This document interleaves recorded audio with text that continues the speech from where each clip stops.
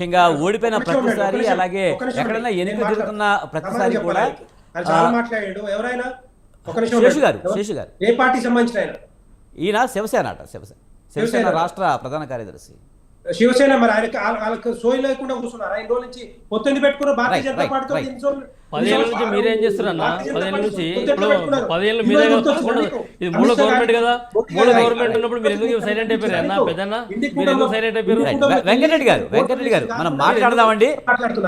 ఒకరి వెంకటరెడ్డి గారు మనం టైమింగ్ అంతా అందరికీ సెట్ చేయాలి కదా. రైట్ అనేది కాదు కాబట్టి భారతీయ జనతా పార్టీ గురించి మాట్లాడండి. వీళ్ళు గెలిచారు కదా మీరే. శేషు గారు మీరేమంటారు? ఓడిపోయిన ప్రతిసారి లేకపోతే ఎన్నికల ప్రతిసారి కూడా ఈసీ మీదనో లేకపోతే ఎన్నికల కమిషన్ మీదనో ఈవీఎంల మీదనో చెప్తూ ఉన్నారు, ఇది కరెక్టా అని చెప్పేసి నేను చెప్తాను, సమాధానం చెప్తాను. మరి శివసేన గానీ లేకపోతే ఇండి కూటమి గానీ మిగతా ఇన్ని సంవత్సరాలు కాంగ్రెస్ పార్టీ కూడా ఉంది.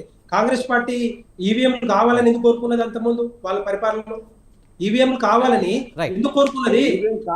బీజేపీకి సపోర్ట్ లేమని చెప్పి మా పార్టీ నుండి చేశారు. షిండేను శివసేన చేశారు. దేనికి సంకేతం అన్న? సపోర్ట్ చేస్తారేమో ఏం కాదు. మీరు సపోర్ట్ చేయకుండా పార్టీ చేస్తారా? పార్టీ సర్వస్వం చేస్తారా?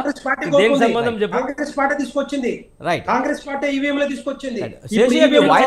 ఇచ్చిన దాన్ని దురుపయోగం చేస్తారు మీరు. బీజేపీ వాళ్ళు కాంగ్రెస్ పార్టీ మంచి గురించి తెచ్చింది మీరు దురుపయోగం చేస్తారు. సుదర్శన్ గారు, లింగమేధవ్ గారు, శేషు గారిని అడిగాను. కాంగ్రెస్ పార్టీ కానీ శివసేన కానీ మిగతా వాళ్ళు కానీ నేను ఏమంటున్నానంటే, మీ చిత్తశుద్ధి ఉంటే మీ దగ్గర ఎవిడెన్స్ ఉంటే సబ్మిట్ చేయండి. ఎందుకు పారిపోతా ఉన్నారు?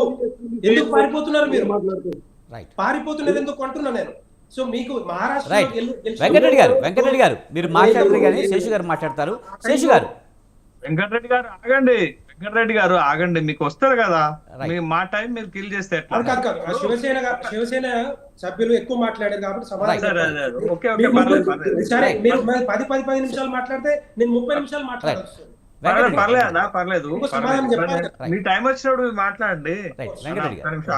ఇప్పుడు ఒక చిన్న ఆలోచన మనం చేయాలి సార్. ఏంటంటే మన భారతదేశం ఏమి డిక్టేటర్షిప్ కాదు, లేకపోతే ఇంకోటి కాదు కదా. ఇది చాలా ప్రజాస్వామిక దేశం, అతిపెద్ద ప్రజాస్వామ్య దేశం ప్రపంచంలోనే.